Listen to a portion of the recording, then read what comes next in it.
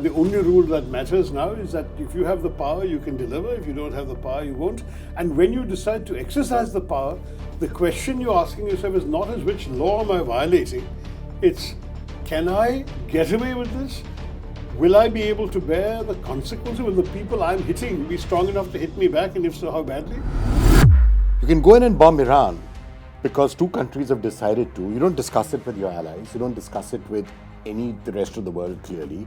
And you don't even think about taking it to the United Nations. The UN was not created to take mankind to heaven, but rather to save humanity from hell. Now you can turn right around and say, well, did they save the people of Gaza from hell? Did they save the people of Ukraine from hell? And today are they saving many of the Iranian school children who got bombed out from hell? Clearly not. And then a few years later, when I saw Mr. Modi going to Moscow and hugging Mr. Putin, and 2 weeks later going to Kiev and hugging Mr. Zelensky, I thought, boy, this is what India has pulled off, and that's something remarkable. Nobody else has done it. The fact is that today these younger countries are of more consequence for us, and we will have to preserve and prioritize our relationship to them. My party leadership and I are on the same page, and we want to see the UDF, that is the alliance, the coalition that the Congress leads, win the election. There's 10 years of anti-incumbency already.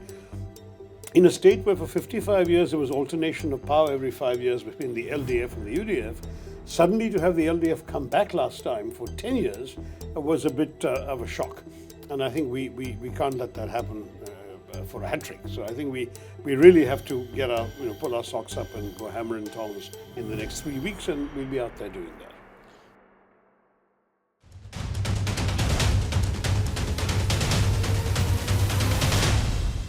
Hey everyone, this is the India story, and the India story is clearly unfolding in what is a really challenging global environment. You can call it the new world disorder if you like. Wars, selfishness, collapse of all the rules that we once thought were dictating global affairs. So who better to navigate us through India's path in this new world disorder than the one and only Shashi Tharoor, who I could actually, Shashi, talk to you in the India Story podcast on at least 7 different subjects that I would love to, from empire to philosophy to Congress party to Kerala. I'll ask you a question on Kerala before I end.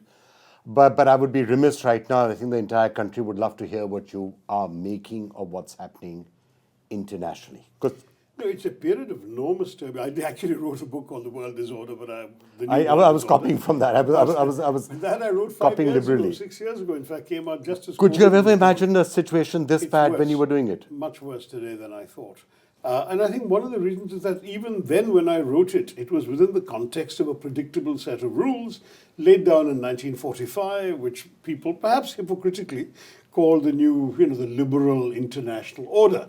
But the assumption was there would be rules of the road that every country would follow, or at least pay lip service to, that there would be, you've got respect for the UN Charter, sovereignty of states, there are certain norms of conduct and behavior that everyone was supposed to adhere to. You may have variants of it, you call it the punch shield here, you call it something else somewhere else, but basically common rules of the road. So the idea was that power would be tamed by law, international law, for what it's worth. Now, the sort of catch with international law is that no one can enforce it. So it's not really law the way in which if you violate a traffic law, you can be punished by the cops. Not the same thing with international law, but even then there was a sense that power still recognized some limitations. In fact, when the UN was created in 1945 in San Francisco, Harry Truman made a famous speech saying that we must each of us give up the power to do as we please. We must recognize that we need to subordinate us to the collective interest. And this is coming from the President of the United States that at that point represented 50% of global GDP. Today is only 27. 50% of global GDP was American in those days, at the end of World War II, and more than 60% of global military power. So for a country that powerful to say, look, we will not be throwing our weight around. We will all recognize common rules because we believe in the common interest. That was a terrific message. And we've gone from there. Now what you're seeing is that it is law that is being tamed by power, not the other way around. And power has now become the only currency of the realm. So now there's no longer any need to apparently justify the exercise of power through some reference to law, principles, liberal international order, values, human rights, democracy, all of these things that some people like Prime Minister Mark Carney tell us in Davos was always hypocrisy anyway. But even if it was or wasn't, at least people paid some tribute, and hypocrisy is supposed to be the tribute that vice pays to virtue, that you have to have some sort of justification for throwing your weight around. Now, Mr. Trump, for example, will exercise power without any reference to any of these qualities. Even when the Russians marched into Ukraine, they felt obliged to make some claims about putting down Nazis and right-wing insurrection in there and the denial of human rights to the Russian people of Ukraine, etc. This decapitation of the Venezuelan regime was openly about oil. This attack on Iran was justified on such specious grounds, but the grounds had nothing to do with liberal international order. I don't even think they tried to make any grounds. They just said, we're going to do it. There are no grounds for saying we're going to take over Greenland. There are no grounds for saying that Canada should become a 51st state. There are no grounds for just about anything. Yeah. So I would like to come back to It's all about, because we can is the answer. Because we can. There's this famous Hindi proverb, jiski lathi, uski bhains, and that is now happening at a grand level as that is the new rule. That is the only rule that matters in the international new order or disorder. The only rule that matters is that there are no rules at all. The only rule that matters now is that if you have the power, you can deliver. If you don't have the power, you won't. And when you decide to exercise the power, the question you're asking yourself is not as which law am I violating? It's, can I get away with this? Will I be able to bear the consequences? Will the people I'm hitting be strong enough to hit me back? And if so, how badly? All of these are the questions. It's now a completely different calculus from what it used to be. So, if you what you're saying, and I actually think what you're saying is absolutely correct, and we will talk at some length about the United Nations, which was supposed to be checking all of this, but the problem is that the so-called sheriffs in the United Nations, the P5 countries, which are the only ones that have a veto, are actually the ones who are tearing up the rule book the most. Would you agree with that? I mean, Russia and Ukraine, but there was some justification. China has not even started. China's sort of scratching his heads and saying we were supposed to be the bad guys. We haven't even started moving on Taiwan. And the United States, which was supposed to be the person leading the New World Order, is the one which has most directly, clearly, and bluntly said it's the law of the jungle and we are the rulers and we are the biggest, baddest person around, and that's the way it's going to be. And that's the astonishing and in many ways disappointing thing. The other two countries that you have left out of their permanent 5 list, Britain and France, don't have the power. They were the former empires. They were the ones who conquered the world, or large chunks of it, through the exercise of their brute military force and strength, which they no longer are able to exercise. So it is yesterday's imperialists now watching from the sidelines as today's big muscle flexors are going around throwing their weight around. It's quite hilarious to see how this is going to be now justified in the future. But the short answer is the 5 permanent members of the Security Council were the victors of World War II.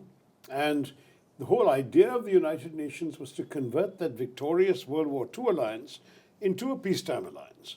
And when the all 5 agreed, peace was maintained, results were delivered, UN won multiple Nobel Peace Prizes, lots of good things happened. But whenever they disagreed, in any case, the things didn't work. I mean, I was sadly right in the middle of one of those crises, the Yugoslav crisis, where there wasn't consensus on the Security Council. If you look at some of the more recent events, Libya, Syria, Iraq, and now, of course, we've seen Gaza, Ukraine, and finally Iran and Venezuela, you're looking at issues in which there is simply no consensus possible amongst the 5. And then it becomes purely an exercise of relative power balances and a calculation, as I said, of whether you can get away with it or not. But okay, let me just get the United Nations out of the way, because actually maybe that's a bit of a Freudian slip, because a lot of people are actually feeling, why don't we get the United Nations out of the way? Because it's A, clearly impotent, B, it's possibly irrelevant, because you said the P5. What relevance does the P5 have in the world of 2026? I mean, why is India not there? It's a third or the fourth largest military power, the third or the fourth largest economy, the most populous country in the world. Why is Germany not there? Why would Brazil not be there? Why would Japan not be there? So you could actually question the entire relevance of that structure where you're giving 5 countries a veto in any case. No, but that is a different argument. We've made this argument since the early 1990s that the Security Council reflects the geopolitical realities of 1945 and not of 2025. In fact, it arguably didn't even reflect those of 1995 by the time we got there. So, yes, the Security Council's architecture requires updating, but part of the problem is even if you were to update it, you're not going to be any closer to consensus on the Council. In fact, by adding more permanent members, you'll actually guarantee more areas of disagreement amongst different and competing interests. So the question of why the UN is going to be, what's the alternative? There isn't one. And therefore, what we need is to accept that the UN, with all its imperfections, is the only UN we've got. And because it's the only UN we've got to try and make it work to the best of our ability. But hang on, if you take that logic forward, 60s, 70s, 80s, yes, everyone did go to the United Nations and there were Security Council would meet and there would be vetoes and there would be an effort at least to try and explain things in the Security Council. Come to the Gulf War. The US essentially said, okay, I know that we're not going to get this through the United Nations. They at least tried to put together a coalition of willing. You can go in and bomb Iran because 2 countries have decided to. You don't discuss it with your allies. You don't discuss it with the rest of the world clearly. And you don't even think about taking it to the United Nations. So in a world like this, why even have it around? Because it's clearly impotent and even ineffective. Because it took a heck of a lot to create it in the first place. And we can't afford to destroy something where we're not able to create anything better. The truth of the matter is there is no other platform in the world that brings together every country on the planet. And even if the Security Council has not always been effective, there's a lot of other areas where the UN has the convening power to bring together all the countries to discuss major issues. All the advances made in things like environmental consciousness, in some of the advances made in human rights, the entire issues of climate change, which are the forums that are discussing these things? They're forums that have emerged from the crucible of the UN. The US has walked out of most of those. Well, they're the most powerful country. Currently, Mr. Trump is certainly shredding a lot of those commitments. Interestingly enough, pretty much no one has joined him in walking out. So eventually, yes, you will have the rest of the world minus the US on a number of those functions. But you know, Dag Hammarskjöld, the second Secretary General of the UN, put it very memorably 70 odd years ago when he said, look, the UN was not created to take mankind to heaven, but rather to save humanity from hell. And you could argue that sometimes that's the best we can expect of the UN, but at least it's there to save us from hell. Now you can turn right around and say, well, did they save the people of Gaza from hell? Did they save the people of Ukraine from hell? And today are they saving many of the Iranian school children who got bombed out from hell? Clearly not. So you can argue that even that objective is not always met. But do you want to really throw out the only instrument you've got because it fails, or do you say keep trying? Let's have it there for better times. So let's park the UN then aside for a moment, and let's see if someday it becomes relevant again. Let's now come to India. You've often espoused the virtues of multilateralism, that you should keep relations going with everybody and try and somehow navigate these really, really troubled waters. Is that still good strategy, or can that land you in trouble? Like, you'll go to Israel and you'll address the Knesset, and then 10 days later you're trying to figure out how do we get the Iranians to allow LPG cylinders, tankers to cross the Straits of Hormuz. Correct. And though we did succeed in persuading the Iranians, and the Iranians, I don't think, will let us forget the fact that they treated us as a friend, even though we had not been entirely, shall we say, supportive of their wish that we lead a voice of condemnation. But having said that, I do believe that we are still doing the right thing in keeping open channels of communication to all sides. I was very critical of the Indian stand on Ukraine, saying that we should have stood up for the principles we've always stood up for in the world, namely the sanctity of the UN Charter, the sovereignty of states, the inadmissibility of the use of force to settle international disputes, the inviolability of borders, all of which the Russians violated, right? And then few years later, when I saw Mr. Modi going to Moscow and hugging Mr. Putin, and 2 weeks later going to Kiev and hugging Mr. Zelensky, I thought, boy, this is what India has pulled off, and that's something remarkable. Nobody else has done it. And the same logic might yet apply when it comes to Iran. Our foreign minister has talked 4 times to his Iranian counterpart. He's also talking to all the Gulf foreign ministers. Mr. Modi is talking to all the heads of state in the region, except that of Iran, because he's been killed.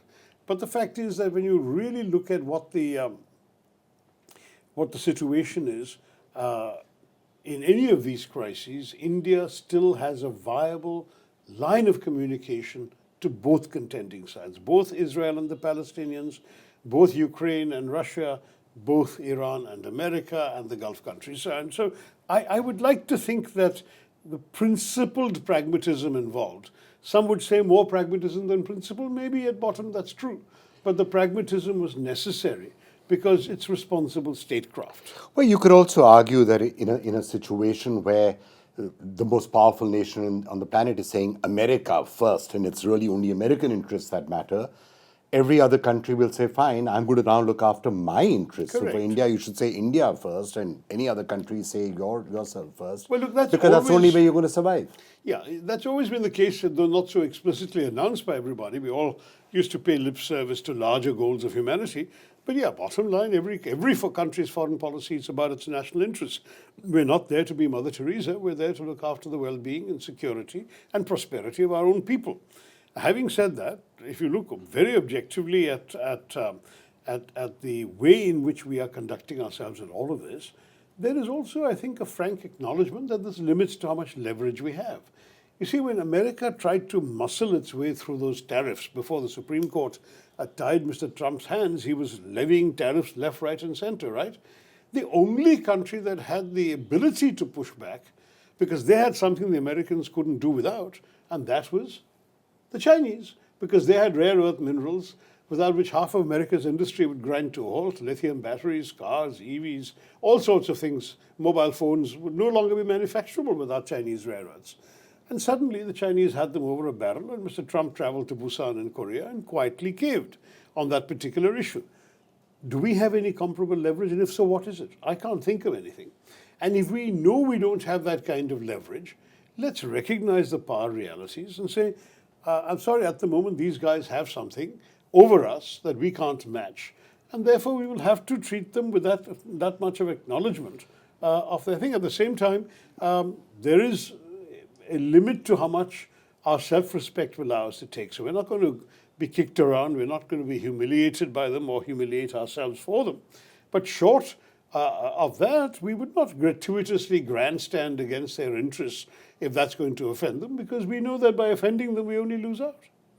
Right, well, seeing as I do have the chairman of the Parliamentary Committee on External Affairs, I'm going to try and get some lessons on how to keep going forward in this.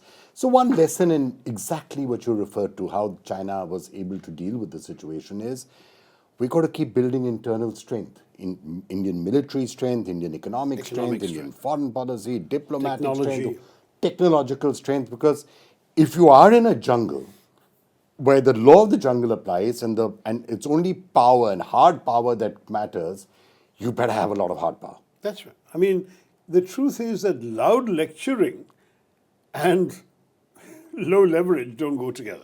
So if you don't have used high to work leverage, sometime in the Nehruvian era, right? 50s and 60s, and you didn't have that much power, but the lectures and the sermons and all did often but work. unfortunately, that particular illusion ended in '62 when the Chinese taught us, gave us a bloody nose on the Himalayas. And once they did that, it was no longer possible for us to be sanctimonious, because we had to first show we were capable of protecting ourselves and looking after our interests. And we did. Within 9 years, we had fought a war with Pakistan and essentially divided that nation. So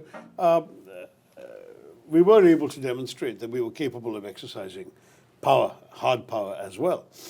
We've exercised it in a very limited number of opportunities, but we have. You remember it was Indian paratroopers who forestalled a coup in the Maldives in the 1980s. There was the less successful story of the India IPKF in Sri Lanka. We've tried to exercise hard power, but Kargil was perhaps the best example, where we were able to maintain our principles. We didn't cross an international border, and we still repulsed the Pakistani forces that had come in and taken Kargil's hills. So there are things we've done to show that we have the hard power capacity. But we don't necessarily put ourselves in a position where we antagonize those with whom we have stakes.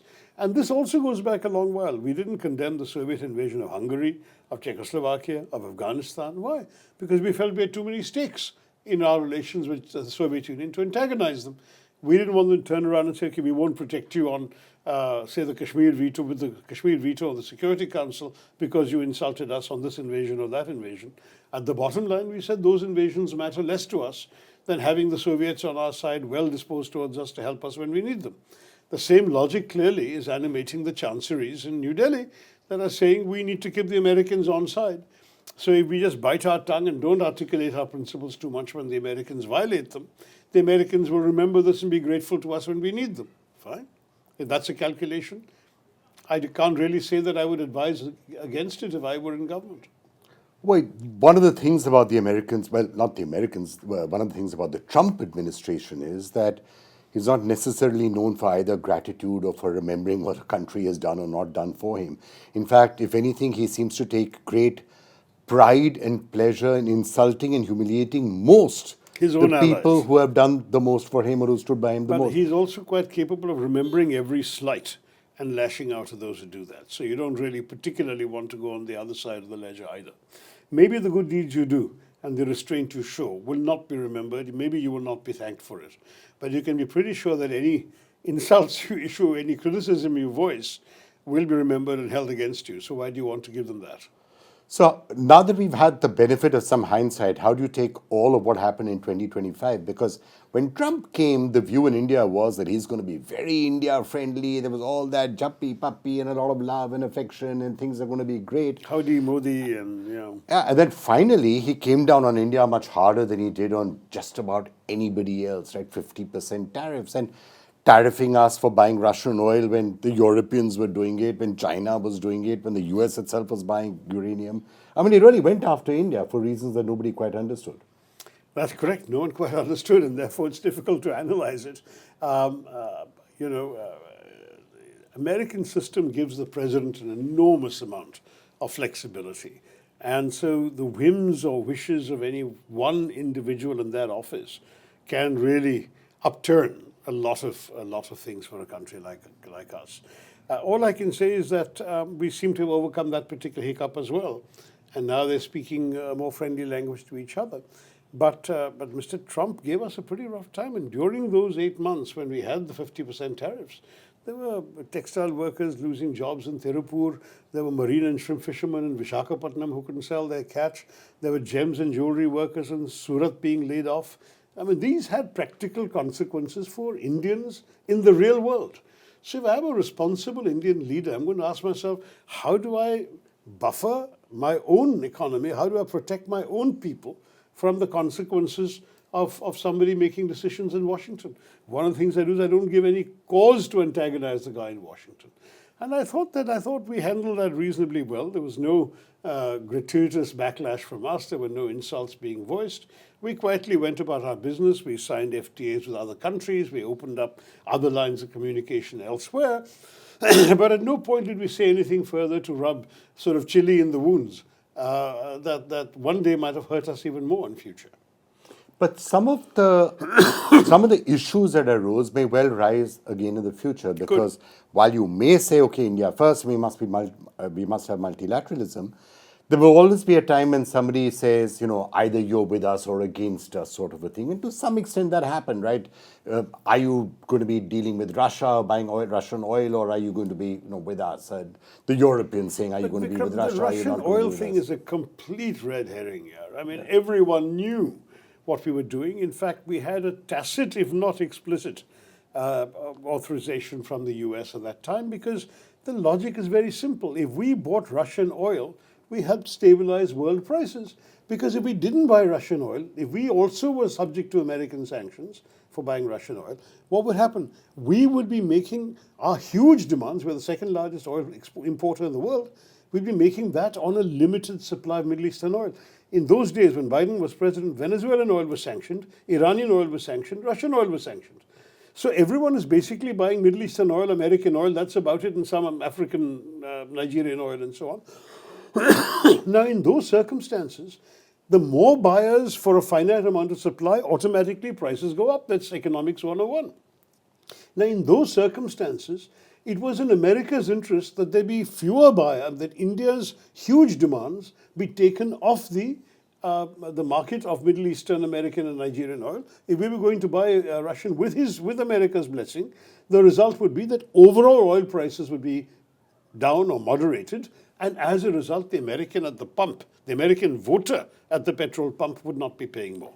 And the proof of everything that you've just said is the fact that suddenly, after the Iran war, America is back saying, "Hi guys, will you buy some more Russian oil? Would you like to take some more? We're going to lift the Otherwise, sanctions. prices Please will buy go free." Russian oil." Absolutely. So they're saying exactly the same thing that they had said earlier, which we got sanctioned And for. by the way, one of the things that Mr. Trump has in the back of his mind, I'm sure, is that in some blissful future day, you'll have Venezuelan oil, Iranian oil, Russian oil, all available in the market. All oil prices will go down. The American gas-guzzling consumer will be a happy voter. So, economics comes into everything at the bottom one way or the other. And presumably, that's one of the motivations for this otherwise this adventure or misadventure that seems to be otherwise bereft of strategic logic. It's very difficult to understand who gains what from this particular assault on Iran.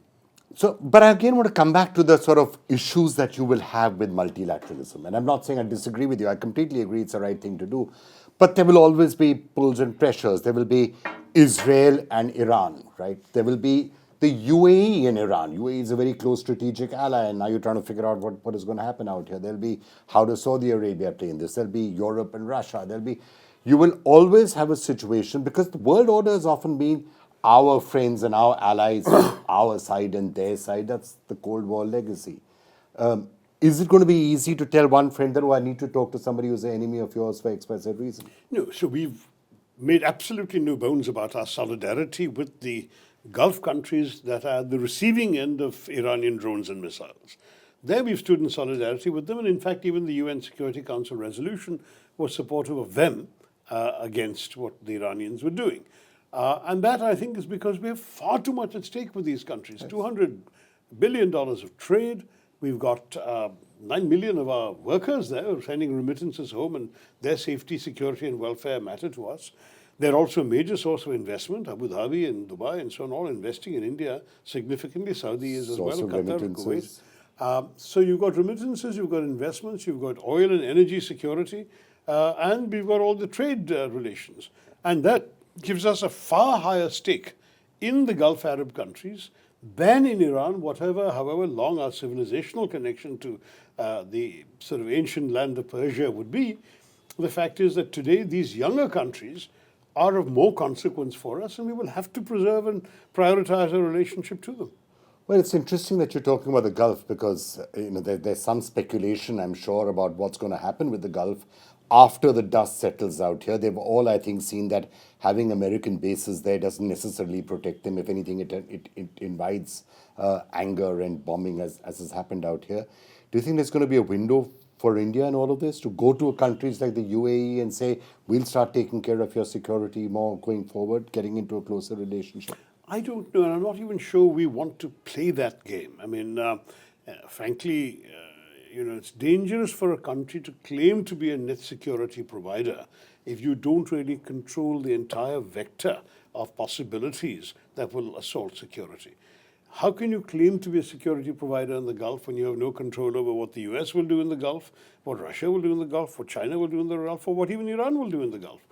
I don't know that I would necessarily, again, if I were in government, I would advise the Indian government to make such an offer. We're already doing security collaboration. We're sharing information. We have exchanges. There's more joint training happening. There's a lot of cooperation on the defense front. But something as grand as offering to be a security provider for the Gulf, I don't think so. I mean, what the Saudi-Pakistan arrangement implies is simply that when the Saudis need some bodies on the ground to carry guns, the Pakistanis will provide them. I don't think that Pakistan has any grander abilities than that.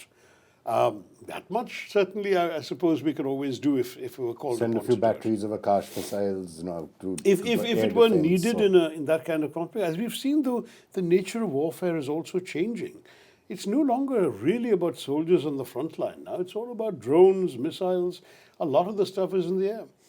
Iran now, for example, is in a position where it seems much of its ballistic missile batteries have been destroyed. Its air force is not easily able to take off because the dominance of the skies is in the hands of the Israelis and the Americans, and the air or anti sort of air defense from the ground in Iran has been destroyed also. So, in those circumstances, it's a very uneven situation. What the Iranians have got is an untold number of drones. Some people are saying a couple of lakh drones are still around. And those drones are wrecking the bulk of the damage. And then you've got, on the other side, you've got interceptor missiles. But a $20,000 drone or $18,000 drone requires a $9 or $10 million interceptor missile to stop it. The economics don't add up. Now, Ukraine, which has developed a new drone versus drone technology to use against the Russian drones, they are being called by the Arab countries to advise on how to protect these Arab countries more cheaply using Ukrainian technology, drone technology. It's fascinating. The whole nature of warfare is not what it used to be. I'm sure our guys in the army here are watching very carefully because maybe a lot of our prevalent assumptions about what kind of defense we will need will also change because all belligerents are watching these things. Right. If Pakistan suddenly realizes they're better off just manufacturing lakhs of drones to assault India rather than worrying about having lots of patent tanks or whatever the current equivalent is, we need then the capacity to stop And I'm those. sure that's a realization that everyone is coming with. Because that's what seems to be happening with the law of the jungle that we started. You may think you're a tiger or a lion and you're the king of the jungle, but when you're going and attacking a smaller animal, that animal could be a porcupine, and then you're really stuck, and it can still, you can't win, but it can impose a lot of pain on you. We've seen Ukraine doing that to Russia. We are seeing Iran doing that to the US and to Israel, and that may well be a lesson going forward. Sure. And a swarm of mosquitoes can cause far more irritation than a gigantic lion or tiger. Okay, now with the proviso that by the time we air this, everything could change. What would be your own sense of where things are going in the Middle East? Difficult to say. I rashly said a few days ago that I thought the war wouldn't last very long. And the reason I said that is that both sides have seemed to me to have reached a stage where they can declare victory and walk away. In the case of Mr. Trump, he hasn't declared any coherent war aims. So if you haven't got an end point that you've announced, then your failure to reach that end point is academic. You can always stop whenever you want to stop and say, this was what I intended. So if he stops today, he can say, look, I've just done enough to degrade the defense capacity, industrial capacity, military capacity of Iran. Now I'm walking away, victory declared. And Iran can turn around and say, our only objective was to preserve our regime, preserve our system, forestall the Americans from changing our country and replacing the government. We've also succeeded, we'll also walk away, victory. So both sides claiming victory in many ways is the best way to bring about a peace. Now, at the moment, having said that, I must admit I can't see any signs of being proven right. Because at the moment, it seems Israel has just announced that they've got another 2 weeks of military plans to go ahead. And Iran has apparently announced that they have no particular reason to sue for peace. They have the capacity to fight on indefinitely. There's a so-called mosaic strategy where there are 31 decentralized commands that have the authority and the instructions to fight on even if Tehran collapses. So I don't know what to say. I still believe this war cannot go on forever, but I also believe this war should not go on forever because it's hurting all of us very badly. As an Indian, I'm conscious of the empty gas cylinders, the lines outside the cylinder refill places. I'm very conscious of the fact that restaurants and dhabas are closing. I have friends reporting to me about some of their favorite dishes no longer being cooked because people don't have enough gas. Well, the war continues and oil goes to 100, 150. We'll have even more serious things to worry about. More serious things to worry about than that. Absolutely. So I think, if anything, the one thing I would call for is for India to take an open, overt lead in urging both sides to call it off, or helping find them a ladder to climb down. And as I said, it's not that difficult for both sides to declare victory. And that would perhaps be the best way of ending this. So now, just as before we end, just looking at the sort of a broader mosaic of what India should be thinking of prioritizing the next 1 year, 2 years, 3 years. Multilateralism, yes, is something that you said. Countries, areas, sections, the outreach to Europe, is that the right thing? Very much Keeping so. up the military kind of connections with Russia, presumably the right thing. Gulf is very important. Keep America on side, you are saying. What else would you say? What would be your recommendations? One, two, three, Well, four. all of those, in fact, these are recommendations I've already written about. I was amongst the first to advocate a strategy of turning towards Europe. I'm very strongly of the belief that Europe and we have far more in common than we've allowed ourselves to cultivate in the past. They're democracies, we're democracies. They've been a bit buffeted and unsettled by America, so have we. At the same time, they're not fundamentally interested in alternative systems, nor are we. And therefore, we have a lot in common, and perhaps we can strengthen each other. And the conclusion of the Indo-EU FTA, to my mind, has already been a very big win. And I think if we can develop that, it hasn't been executed yet. I mean, it needs ratification in the European Parliament. But once that's done, that I think would be the beginning of really a beautiful friendship. And I think we can develop that into economic strength and add to it a military and security dimension as well. So that's number one. Of course, we can't afford to antagonize the Americans, but apart from that, there's a lot we can cooperate with them on. I like the idea of Pax Silica. I like us being plugged into technological developments. They have a lot to give us. We have a lot to give them, including our brain power, which can sit in India to avoid their anti-immigrant problems in the West. And we can do a lot on AI and so on out of India. Then you've got the question of the neighborhood. Very clearly, the Gulf is vital for us: economic, trade, energy security, and people. So that's a relationship we give very high priority to. I think we have tended to neglect Africa in recent years. We need to pick that up again. There are affinities, and there are also security and other connections we can reinforce. Southeast Asia, similarly. Southeast Asia is under the Chinese shadow, but I think economic relations with China we need to think about seriously, including investment from them in a larger set of areas than we have permitted. I share the mistrust of many about China's fundamental interests in keeping us off balance, even kicking us around sometimes. But in some areas, China has surplus capital. Why turn it away? There have been massive investments offered to us by Chinese technology companies and so on, electric car manufacturers, BYD, whom we have not permitted to come in. I don't see why we shouldn't. I wouldn't mind seeing inexpensive Chinese electric cars running around this country. And I would dare say that, that it may actually ease some of our energy import burdens if we be having a whole bunch of electric cars running around. The areas where China's investment in Chinese technology can be helpful to us, even while we have to keep our powder dry on the border and worry about what their geopolitical and geostrategic interests are vis-a-vis us. So that's broadly the answer to all of this. But the point you made earlier, Vikram, is one I've been making now for decades. We need to grow stronger. We need to grow richer. We need to grow stronger. We need to strengthen not only our economy, but the prosperity of our people. I believe that goal is extremely fundamental. And if we can do that across the board, including in technology, including in the areas of what it takes to protect us, what it takes for us to grow, and what it takes for us to be self-reliant, then I think we will be a far more significant and consequential player in the world. We're not there yet. We can get there. Right, so last question before I allow you to go. We've discussed a lot of international affairs. Let me just get a little bit of politics in. Seems to have been a nice set of meetings between you and your party leadership. How is that going? And what's happening in Kerala? Well, my party leadership and I are on the same page, and we want to see the UDF, that is the alliance, the coalition that the Congress leads, win the election. We were a bit stunned when the Election Commission declared such an early election, 9th of April. We were all expecting some date after the 20th. The 9th is much earlier than we would have wanted because it gives us barely 3.5 weeks from today. We haven't even arrived at our candidate list, released our manifesto, nothing like that. So it's going to be a tight, quick, intense campaign. I'm co-chairman of the campaign committee, so I'll be rushing off, missing the last couple of weeks of Parliament to go off and campaign. But having said all of that, I think that we have a better than even chance of pulling it off.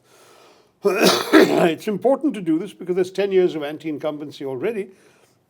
In a state where for 55 years there was alternation of power every 5 years between the LDF and the UDF, suddenly to have the LDF come back last time for 10 years was a bit of a shock. And I think we can't let that happen for a hat trick. So I think we really have to get our, pull our socks up and go hammer and tongs in the next 3 weeks, and we'll be out there doing that.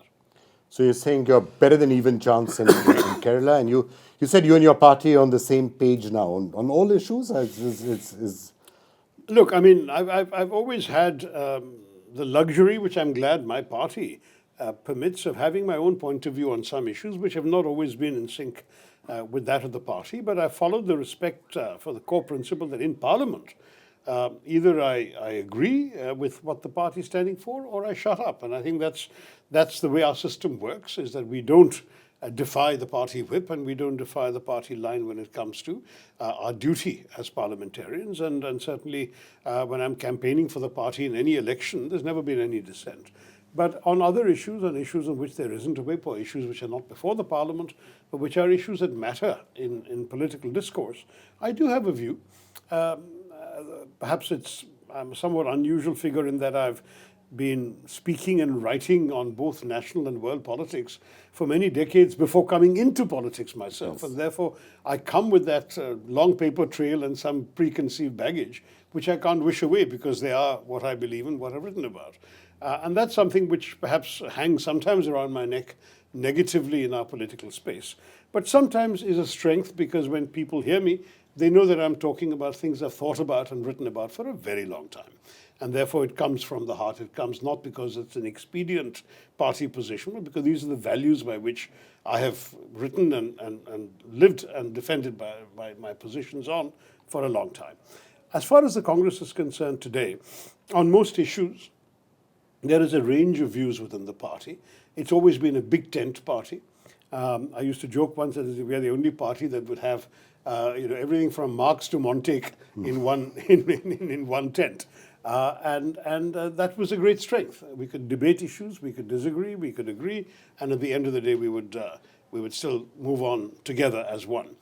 And I think that was a healthy thing for the Congress Party, and it made for a much more capacious, inclusive government than we are seeing, for example, with the BJP today, which is much more monochromatic, has one view on pretty much everything. So that's a good thing. On the negative side, as you say, it gives the impression of disunity, which certainly I don't want to contribute to, especially not in the context of a looming election. Shashi Tharoor, such a pleasure talking to you. Thanks. When you look at the world the next 5 years, are you optimistic or pessimistic? I'm pragmatic.